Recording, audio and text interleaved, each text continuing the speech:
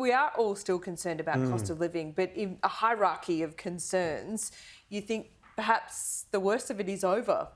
That's right. So cost of living still remains by far the most concerning issues to Australians.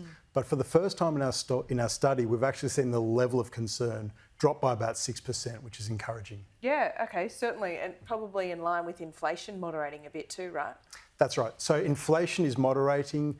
Interest rates have been on hold for a little bit longer. That's easing those kind of concerns. Okay, what about the expectation of what the RBA might do? Because economists are now saying there's a very small chance that they'll go up next month.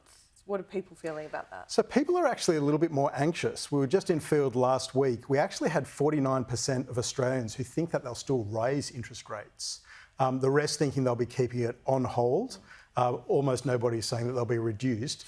But yeah, people are more pessimistic than the money markets and the economic pundits. It seems that people are pretty pessimistic about the role of government Yes. in their lives at the moment. We had COVID where government was, looming large over our lives. It's not so much now, but they're still pretty dissatisfied with politicians as a whole, are they?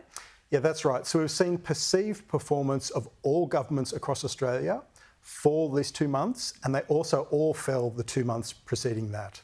Right. What about corporate Australia?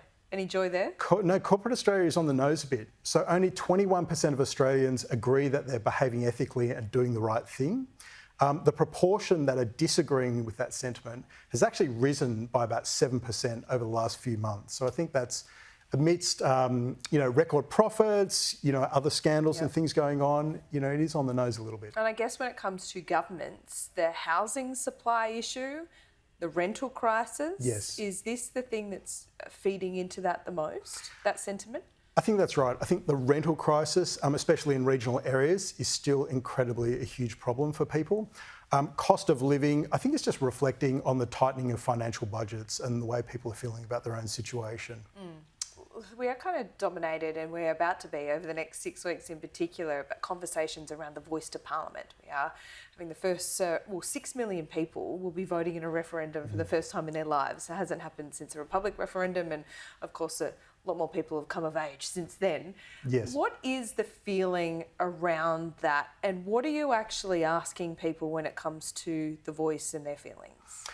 So there's a couple of questions that we ask. Certainly we ask people how they intend to vote. And in line with most of the other published polls, we're finding that 54% people are saying they would vote no, 46% saying they would vote yes. So not fantastic numbers for the yes campaign, only seeing a clear majority in Victoria. But what we're also finding is that those who say that they're going to vote yes are also more likely to say they'll actually turn out and vote. So what we think is that the result might actually be tighter than that. The official campaign has only just launched, so there's still a way to go. You think there's more apathy in the no camp, therefore they won't turn out to vote? That's exactly what we're saying. So we think it's going to be a bit tighter than what the numbers suggest, and certainly there's still a good chance for the yes campaign to succeed. Is there what has been termed for a long time the Bradley effect? I now call it the Trump effect. In polite conversation, Yes. People will say that they're voting yes or they're undecided, but secretly when they get into the ballot box they'll vote no. Yeah. Can you pick? I mean, it's hard to pick. It's a good point. I think it's less of an issue with an anonymous online survey like this one. It can be an issue when you're getting called up over the phone from somebody. So I don't think that's a big factor, but I think voter turnout might play into it. Okay, David, fascinating to talk to you this morning. Thanks so much. My pleasure. Thank you.